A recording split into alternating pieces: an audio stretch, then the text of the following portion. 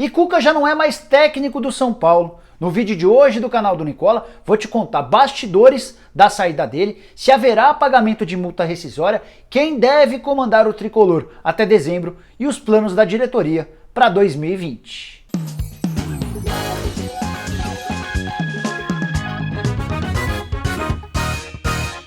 Fala aí pessoal, eu sou o Jorge Nicola e antes de começar a te contar tudo o que eu consegui descobrir sobre o Cuca, quero dizer que esse vídeo é um oferecimento de OneFootball, o aplicativo que eu uso para me manter super bem informado sobre as coisas do futebol. Por lá eu consigo ter notícias de jogos, gols, vídeos e muito mais. Vou deixar na descrição o link do OneFootball para que você baixe no seu celular, independentemente da marca do seu celular, tudo absolutamente de graça.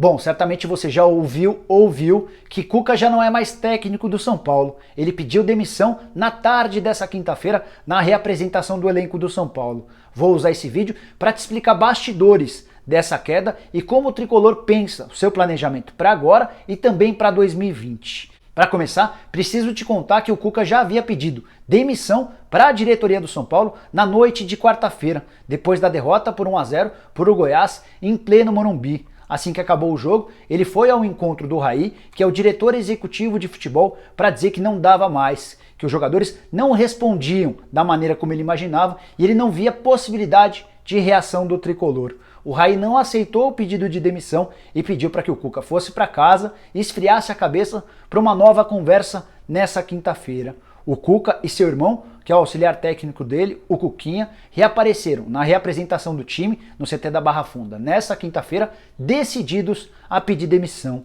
Nem o Raí, nem o Leco fizeram muito esforço, pelo menos nessa quinta, para demovê-lo da ideia. É que o grau de insatisfação em relação ao trabalho do Cuca já era bastante grande. Cheguei a gravar um vídeo aqui dias atrás, vou deixar o link, em que eu contava sobre o processo de fritura no Morumbi em relação ao Cuca, depois do resultado trágico contra o CSA em pleno Morumbi. O tempo passou e apenas o Raí e o Leco continuavam bancando o treinador, até que essa derrota para o Goiás fez com que o próprio presidente e o diretor executivo de futebol cogitassem a possibilidade de uma mudança no comando técnico. Mas o Raí levou em consideração que pegaria muito mal para a diretoria mandar embora o Cuca. Certamente surgiriam notícias de que o São Paulo mais uma vez demitia um treinador, como fez com Diego Aguirre, como fez com André Jardine, e essa máquina de moer treinadores certamente causaria uma péssima imagem para o São Paulo daqui até o fim do ano. Então dá para dizer que esse pedido do Cuca acabou sendo positivo para o São Paulo, até porque, e aí uma informação exclusiva,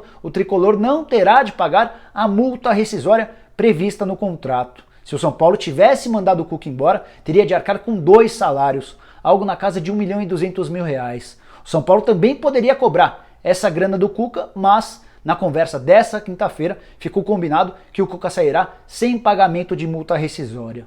Antes de falar sobre o próximo treinador tricolor, quero te dar os números do Cuca nessa passagem pelo Morumbi. Foram 26 jogos, com 9 vitórias, 10 empates e 7 derrotas. Um aproveitamento de apenas 47% dos pontos. O Cuca assumiu São Paulo no dia 2 de abril, em meio à reta final do Campeonato Paulista. Não conseguiu o título, São Paulo acabou sendo vice-campeão paulista, foi eliminado na primeira fase da Copa do Brasil para o Bahia e no Campeonato Brasileiro está muito abaixo da expectativa. A diretoria havia planejado terminar o primeiro turno com 38 pontos, o São Paulo fez 32. Com a derrota nessa quarta-feira para o Goiás, o tricolor estacionou nos 35 pontos e é só o 6º colocado. O grande objetivo do São Paulo para o Campeonato Brasileiro era o título, o que está muito distante. Hoje a diferença para o Flamengo é de 13 pontos, podendo chegar a 16 no sábado, quando o Flamengo e São Paulo se encontram no Rio de Janeiro.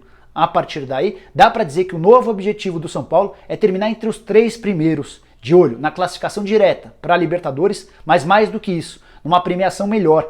Afinal de contas, no Brasileirão desse ano, o ranking final, a classificação no fim do campeonato, vale dinheiro. Quanto melhor posicionado, mais grana. E o último recorte do Cuca certamente foi o pior. 6 jogos com apenas uma vitória contra o Botafogo, além de 2 empates contra a CSA e Grêmio e 3 derrotas para Internacional, Vasco e o Goiás. Você que é São Paulino certamente deve ter ouvido nos últimos dias que existia um racha entre o elenco ou alguns dos principais líderes do time para com o Cuca. Fui checar com o pessoal do São Paulo e não era bem essa a história. Dá para dizer sim que vários jogadores do São Paulo já não gostavam da forma de trabalho do Cuca, mas imaginar que existia uma conspiração ou que havia jogador fazendo corpo mole para derrubar o Cuca, aí já é forçar demais a barra. O que dá para dizer, pelo menos na minha opinião, é que o Cuca tem perdido cada vez mais espaço no mercado. Os últimos trabalhos dele, com exceção do título do Campeonato Brasileiro de 2016 com o Palmeiras, têm sido marcados por muitos problemas extracampo e por pouco futebol dentro das quatro linhas. E a pergunta que não quer calar, a partir de agora é: quem comandará o São Paulo ainda em 2019? Antes de gravar esse vídeo, conversei com uma fonte minha dentro do São Paulo e ela assegurou que o nome preferido é Wagner Mancini. É mais do que uma tendência, é algo até natural. Mancini já é coordenador técnico do São Paulo desde o início da temporada e chegou a comandar o São Paulo por 9 partidas na reta final do Campeonato Paulista, naquele período em que o André Jardine foi desligado e o São Paulo esperava para que Cuca estivesse à disposição. Ele tinha, vocês vão lembrar, um problema médico, estava se recuperando de um problema cardíaco. Nesse período, o Mancini conseguiu deixar boa impressão e isso facilita a efetivação dele, pelo menos até dezembro, como treinador do São Paulo. O que eu posso te garantir é que o Thiago Nunes, que foi campeão com o Atlético Paranaense da Copa do Brasil desse ano e da Sul-Americana do ano passado, tem muitos defensores dentro do Morumbi. Seria um nome bastante cotado, mas essa discussão deve ficar para o fim do ano, até porque o contrato do Thiago Nunes com o Atlético só termina em dezembro e a ideia é dar força para o Mancini para que o São Paulo consiga melhorar seu jogo e melhorar também sua posição no Campeonato Brasileiro. Bom pessoal, eram todas essas as informações que eu queria trazer, espero que vocês tenham curtido o vídeo e deem um like por aqui. Quem ainda não se inscreveu no canal, se inscreva e acione o sininho, assim você passa a ser notificado toda vez que eu fizer um vídeo novo ou uma live, e use o espaço para comentários para deixar crítica, sugestão, opinião, seja lá o que for, beleza? A gente se vê em breve, um abraço!